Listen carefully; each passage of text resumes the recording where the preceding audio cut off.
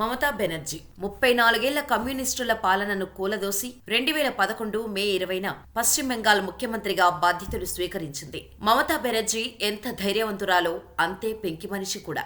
తన వ్యతిరేకులను నిర్దాక్షిణ్యంగా అణిచివేస్తోంది. పరిస్థితులు తనకు ఇబ్బందికరంగా మారితే బాధితులనైనా దోషుల్ని చేసేస్తోంది. ఒక నియంతకు ఉండాల్సిన చాలా లక్షణాలు ఆమెలో ఉన్నాయి.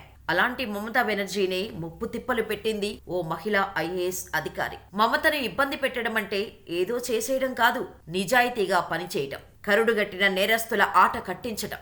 అసలు ఆ ఐపీఎస్ అధికారి ఎవరు, ఏం చేసింది, ఇప్పుడు ఈ వీడియోలో తెలుసుకుందాం. కానీ దానికి ముందు చిన్న రిక్వెస్ట్. వీడియో చాలా ఇంట్రెస్టింగ్ గానే కాదు, ఇన్స్పైరింగ్ గా కూడా ఉంటుంది. దయచేసి వీడియోను చివరి వరకు ఎక్కడా స్కిప్ చేయకుండా చూడండి. అప్పుడే మేమిచ్చే ఇన్ఫర్మేషన్ మీకు క్లియర్ గా అర్థమవుతుంది.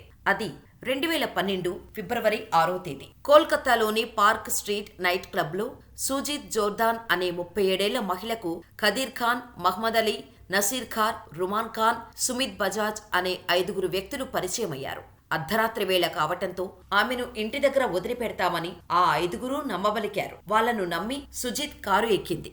అంతే, కాసేపటి తర్వాత కారులోనే ఆమెపై 5 కలిసి అత్యాచారం చేశారు. వదిలేయమని వేడుకున్నా కనికరం చూపకుండా గంటల తరబడి దారుణంగా లైంగిక హింసకు గురిచేశారు. తర్వాత రోడ్డు పక్కన ఆమెను విసిరేశారు. ఉదయానికల్లా ఈ విషయం కోల్కతా అంతటా దావానంలా వ్యాపించింది. బాధిత మహిళ సామాజిక కార్యకర్త కూడా కావటంతో వెనువెంటనే కమ్యూనిస్టు ప్రజా సంఘాలు రోడ్డెక్కాయి. మీడియా తొలుత బాధితురాలి పేరు, ఫోటో, ఇతర వివరాలు బయటపెట్టకుండా వార్తను కవర్ చేసింది. కానీ బాధిత మహిళ మాత్రం, నేను తప్పు చేయనప్పుడు నా గుర్తింపును దాచాల్సిన అవసరం లేదు, నన్ను దారుణంగా హింసిస్తూ అత్యాచారం చేసిన వెధవలు సిగ్గుపడాలి, కానీ నేనెందుకు దాక్కోవాలి, నాకు న్యాయం దక్కే వరకు, నేను చచ్చే వరకు పోరాడుతా అంటూ మీడియాకు తెగేసి చెప్పింది. అంతే, బాధితురాలికి ప్రజా మద్దతు పెరిగింది. దోషుల్ని శిక్షించాలంటూ ప్రజలు రోడ్లెక్కి నినదించారు. ప్రతిపక్ష పార్టీలు సైతం బాధితురాలికి న్యాయం చేయాలని డిమాండ్ చేశాయి. దాంతో మమతా ప్రభుత్వంపై అన్ని వైపుల నుండి ఒత్తిడి పెరిగిపోయింది. అయితే ఇక్కడ కథ మలుపు తిరిగింది. చూస్తుండగానే అత్యాచార కేసు రాజకీయ రంగు పులుముకుంది. అప్పటికి కొత్త ప్రభుత్వం ఏర్పడి ఏడాది కూడా కాలేదు. కానీ శాంతి భద్రతల వైఫల్యంపై పెద్ద ఎత్తున విమర్శలు చెలరేగాయి. దీంతో మమతా బెనర్జీకి చిరెత్తుకొచ్చింది. తాను ఈ రాష్ట్ర ముఖ్యమంత్రిని అన్న విచక్షణ మరిచిపోయారు. ఏకంగా బాధితురాలిపైనే విమర్శలు చేశారు. జోర్దానుపై అసలు అత్యాచారమే జరగలేదని, ఆమె ప్రభుత్వాన్ని బదనాం చేసేందుకు అసత్యాలు ప్రచారం చేస్తుందని అన్నారు. దీంతో ఒక్కసారిగా రాష్ట్రమంతా షాక్కు గురైంది. ఒక ముఖ్యమంత్రి అయ్యుండి ఈ స్థాయి వ్యాఖ్యలు చేశారంటే కేసు వీగిపోవటం ఖాయమని అంతా ఓ అంచనాకి కూడా వచ్చారు.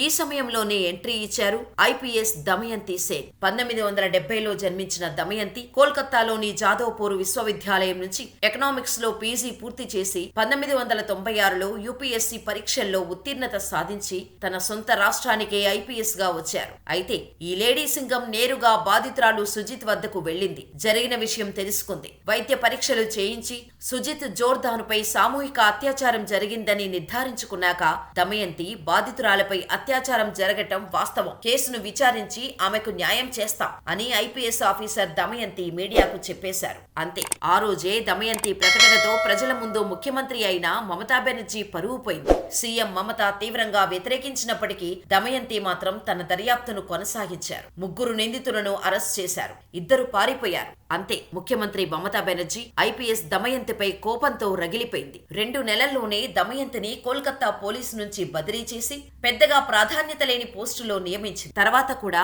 ఆమెను పునరుద్ధరించకుండా అనేక ప్రాధాన్యత లేని పోస్టులు అప్పగించారు. కానీ పోస్టింగ్ ఎక్కడ ఇచ్చినప్పటికీ దమయంతి తన నీతి నిజాయితీని మాత్రం వదులుకోలేదు. రాజకీయ నేతలకు ఒత్తిళ్లకు తలొగ్గలేదు. అందుకే ఐపీఎస్ దమయంతిపై ప్రజల్లో మాత్రమే కాక అన్ని వ్యవస్థల్లోనూ గొప్ప అభిప్రాయం ఏర్పడింది. మనం నీతి నిజాయితీకి కట్టుబడి ఉంటే అవకాశాలు అవే వెతుక్కుంటూ వస్తాయనడానికి ఐపీఎస్ దమయంతి జీవితమే చక్కటి ఉదాహరణ. అయితే 2020 నుంచి పశ్చిమ బెంగాల్ వ్యాప్తంగా మహిళలపై అత్యాచార ఘటనలు విపరీతంగా పెరిగిపోయాయి.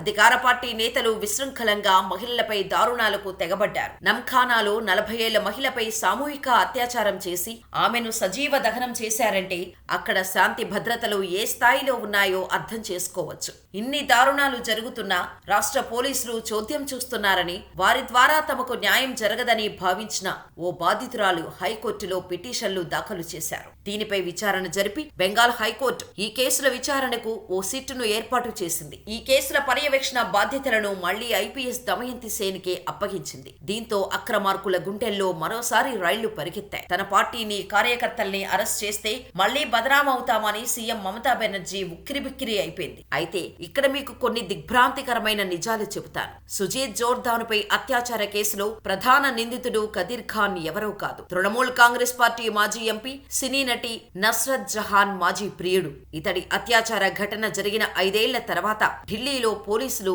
ఆ నీచుణ్ణి అరెస్ట్ చేశారు. అయితే ఈ కేసులో దోషులు శిక్ష అనుభవించి జైలు నుంచి విడుదలయ్యారు. కానీ బాధితురాలు సుజిత్ జోర్దాన్ మాత్రం తనపై అత్యాచారం జరిగిన 3 ఏళ్లకే 40 ఏళ్ల వయసులో అనారోగ్యంతో మరణించింది. కోల్కతాలో వైద్య విద్యార్థిని అత్యంత పాశవికంగా అత్యాచారం చేసి దారుణంగా హత్య చేసిన ఉదంతం ప్రస్తుతం దేశవ్యాప్తంగా సంచలనంగా మారింది. న్యాయం కోసం దిక్కులు పిక్కటిల్లేలా దేశం నినదిస్తోంది. కానీ అత్యాచార దోషులపై ఆ రాష్ట్ర ప్రభుత్వం మొదటి నుంచి ఉక్కుపాదం మోపి ఉంటే ఈ రోజు ఇంతటి ఘోరం జరిగేదా? ప్రభుత్వాలు ప్రజల సంక్షేమం, రక్షణ కోసం పనిచేయాలి. కానీ నేరస్తులకు వతాసు పలికితే వ్యవస్థలపై ప్రజలకు నమ్మకం పోతుంది. అరాచకాలు రాజ్యమేలుతున్నప్పుడు దమయంతి లాంటి నిఖార్సైన పోలీసులు కూడా ఉండటం వల్లే ప్రజలు కాస్తైనా ఊపిరి పీల్చుకుంటున్నారు. రాజకీయ నేతలు, అరాచకవాదులు కాస్త ఒళ్ళు దగ్గర పెట్టుకొని ఉంటున్నారు. దమయంతి లాంటి నిజాయితీ పరురాలికి ప్రభుత్వాల నుంచి కాస్తైనా సహకారం అందితే ఎలాంటి గొప్ప మార్పులు తీసుకురావచ్చు? మీ అభిప్రాయాన్ని మాకు కామెంట్ రూపంలో తెలియచేయండి.